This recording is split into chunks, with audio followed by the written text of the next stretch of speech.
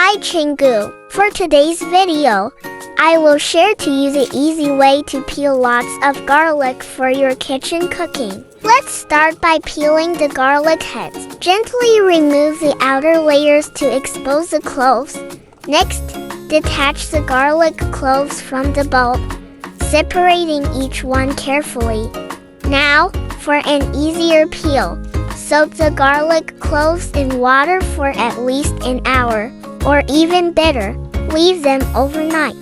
This will soften the skins and make the peeling process a breeze. Finally, peel off the garlic skins effortlessly. No more sticky resin issues, just clean, perfectly peeled garlic, ready for your next recipe. Now, gather all your freshly peeled garlic into one bowl. Look at that, so much garlic, perfectly peeled and ready to use in your favorite dishes. If you found this tip helpful, don't forget to like, share, and subscribe or follow for more easy kitchen hacks and cooking tips.